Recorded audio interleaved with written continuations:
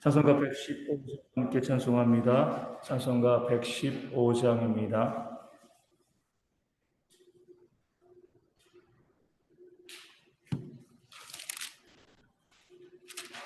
찬송가 115장 저희가 함께 찬송하도록 하겠습니다.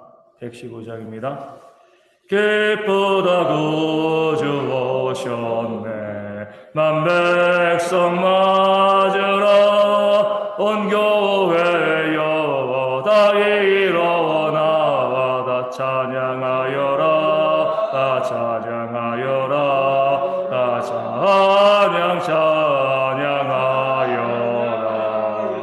구세주 탄생했으니 다 찬양하여라 이 세상에 만물들아 다 화답하여라 다 화답하여라 다 화답하여라 온 세상 죄를 사하려 주 예수 오셨네 죄와 슬픔 몰아내고 다 구원하시네 다 구원하시네 다 구원하시네 은혜와 진리 되신 주 다 주관하시니 만국 백성 구주 앞에 다 경배하시네 다 경배하여라 다 경배하여라 아멘. 사도신경으로 우리의 신앙을 함께 고백합니다.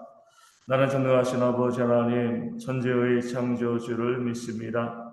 나는 그의 유일하신 아들 우리 주 예수 그리스도를 믿습니다. 그는 성령으로 잉태되어 동정녀 마리아에게서 나시고 본디오 빌라도에게 고난을 받아 십자가에 못 박혀 죽으시고 장사된 지 사흘 만에 죽은 자 가운데서 다시 살아가셨으며 하늘에 오르시어 전능하신 아버지 하나님 우편에 앉아 계시다가 거기로부터 살아있는 자와 죽은 자를 심판하러 오십니다. 나는 성령을 믿으며 거룩한 공교회와 성도의 교제와 죄를 용서받는 것과 몸의 부활과 영생을 믿습니다. 아멘. 고린도전서 15장 35절에서 38절까지의 말씀을 봅니다. 고린도전서 15장 35절에서 38절까지의 말씀입니다. 이 말씀 읽어드리겠습니다. 누가 묻기를 죽은 자들이 어떻게 다시 살아나며 어떠한 몸으로 오느냐 하리니 어리석은 자여 내가 뿌리는 씨가 죽지 않으면 살아나지 못하겠고 또 내가 뿌리는 것은 장래의 형체를 뿌리는 것이 아니요 다만 밀이나 다른 것의 알맹이 뿐이로되 하나님이 그 뜻대로 그에게 형체를 주시되 각 종자에게 그 형체를 주시느니라. 아멘. 고린도 교회에 있는 부활을 부정하는 사람들은 이렇게 이제 비아냥거렸습니다. 사람이 죽으면 썩는 거 아니냐? 썩은 몸이 어떻게 다시 살아날 수 있느냐? 이렇게 이제 주장하고 부활은 없다라고 이야기하고 있는 겁니다. 그들은 어떤 생각을 하고 있냐면 죽은 그대로의 모습을 가지고 있어야지. 죽을 때 그 부활을 죽을 때 그 모습 그대로 다시 살아나는 것 이렇게 이제 이해하고 있는 겁니다. 그렇기 때문에 우리가 보면 우리 그 시대 이집트의 이 파라오 이 왕들은 어떻게 했어요? 이 피라미드를 만들어 놓고 이 왕이 죽으면 방부 처리를 하죠. 내장을 다 꺼내고요. 방부 처리해서 시체가 어떻게 해요? 안 썩게. 왜냐하면 그 몸으로 다시 부활한다라고 믿었기 때문에 그렇습니다. 그들이 생각하는 부활은 몸이 육체가 그대로 남아 있어야지 그 육체로 부활하는 것이지 썩어서 흙이 되어지면 흙으로 부활하는 것이냐 육체가 몸이 다 썩어서 남아있지 않는데 어떻게 부활하냐 이런 생각을 그들은 하고 있었습니다. 사람이 죽고 썩고 존재가 사라지기 때문에 부활도 없다 이렇게 이제 이야기하면서 부활에 대해서 반박하고 있는 것이죠. 죽고 난 다음에 육체가 썩지 않고 그대로 있으면 뭐 그것만큼 끔찍한 것도 없죠, 그렇죠? 하지만 그렇게 있으면 부활이 되어질 수도 있겠다라고 그들은 생각하지만 죽고 육체가 다 썩어서 흙이 되어지는데 우리가 그런 흙으로 부활할 수 없다 이렇게 이제 이야기하고 주장하는 부활을 부정하는 그런 어리석은 자들이 고린도 교회 가운데 있었습니다. 그런 사람들을 향해서 사도 바울은요, 이 농사의 비유, 이 씨앗의 비유로 그들의 생각이 얼마나 어리석은가 오늘 말씀을 통해서 알려주고 있는 것입니다. 농사를 지으면 먼저 씨를 땅에 심죠. 그럼 씨가 어떻게 돼요? 썩습니다. 그렇죠? 그대로 남아 있으면 그 씨가 자랄 수가 없습니다. 썩고 난 다음에 여기서 봄이 되어서 싹이 나오고요. 그 다음에 우리가 이 씨앗을 심고 그 곡식을 자라게 할 때 너무나 잘 알고 있는 것처럼 씨앗이, 그 작은 씨앗이 점점 커지는 것이 아니잖아요. 그 모습 그대로 되어지는 것이 아니라 그 씨앗이 썩어서 싹이 나오면 그 씨앗과는 전혀 다른, 물론 그 곡식에서 씨앗이 맺히지만 그 씨앗의 모양과는 전혀 다른 식물, 그런 곡식들이 자라게 되어 있습니다. 바울이 그것을 가지고 부활을 설명하는 거죠. 우리 씨앗도 땅에 묻으면 사람이 묻히는 것처럼 썩지 않냐? 사람이 썩는 것처럼.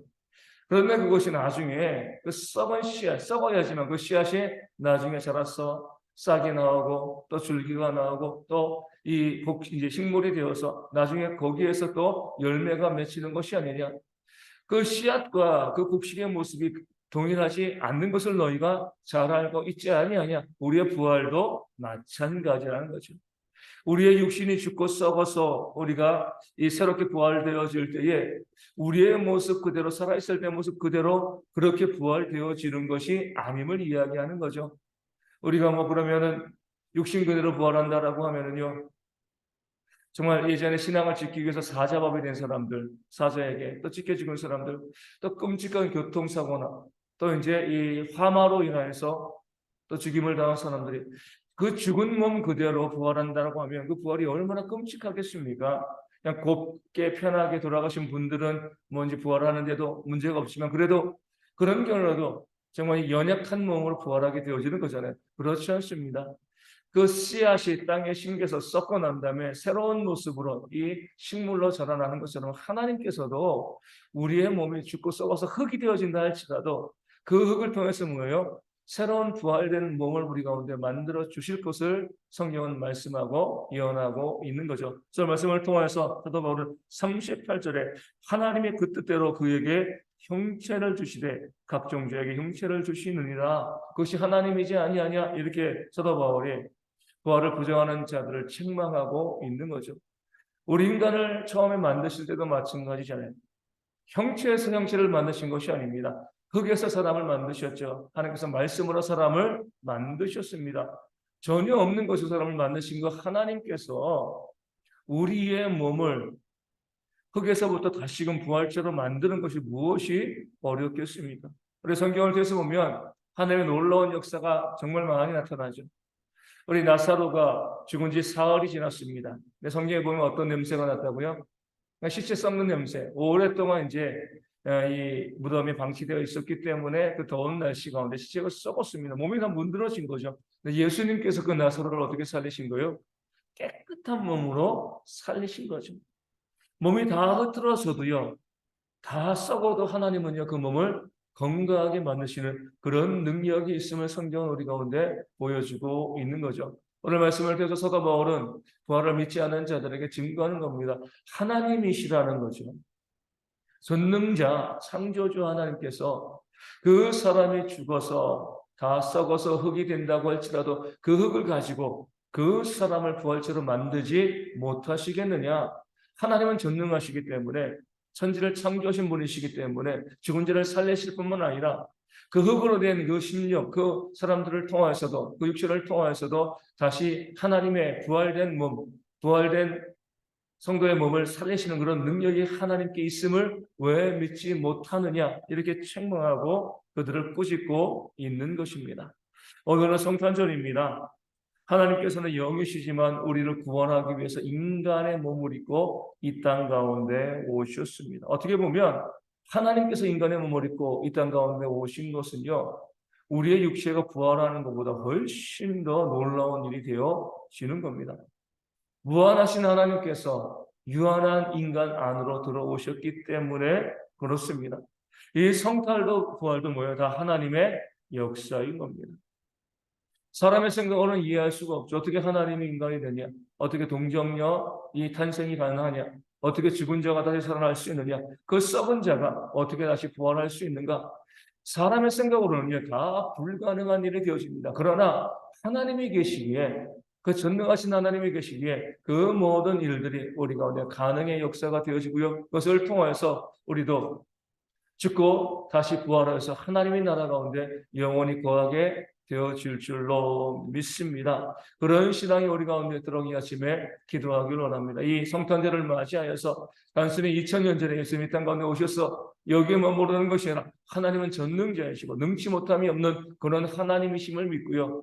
우리 삶의 모든 문제와 어려움과 아픔이 있을 때 그 모든 것을 우리 하나님께 온전히 또 내어드리고 또 기도할 수 있는 그런 우리가 되어서 우리의 삶에서도 하나님의 전능하신 능력을 힘입는 우리 대학의 모든 성도가 되어질 수 있도록 우리 함께 기도하여 주시고요. 그래서 우리가 2012년 이제 한 주 남았습니다. 이 한 주간 동안도 하나님의 역사를 경험하고요. 2013년 이 한 해 동안에 우리와 우리 가정과 이 교회 가운데 임하시는 그 하나님의 놀라운 역사를 경험할 수 있는 우리 대형교회, 이 모든 대형의 성도가 되어질 수 있도록 살아있는 하나님의 역사를 간증하는 그런 우리가 되어질 수 있도록 위하여 기도하여 주시고요. 오늘 성탄절입니다. 우리 모든 성도들이 예수님이 땅 가운데 태어나심을 기뻐하며 다 함께 모여서 예배할 수 있는 귀한 절기 되어질 수 있도록 기도하여 주시고, 모든 예배위원들을 위하여서 말씀을 증거하는 자, 기도하는 자, 또 헌금위원들, 또 주방에서 함께 우리 식사를 준비하는 모든 분들 가운데 하나님의 은혜가 충만히 임할 수 있도록 또 위하여 기도하여 주시고요.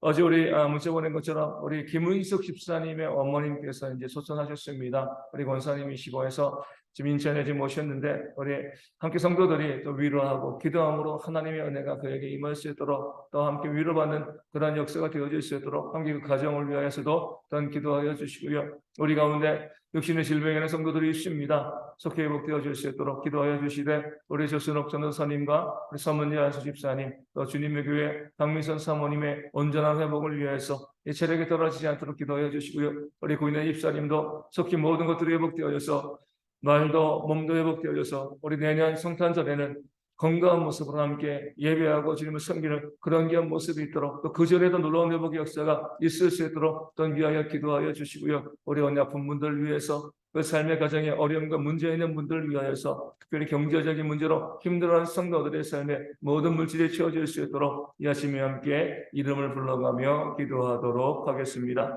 기도를 하시겠습니다.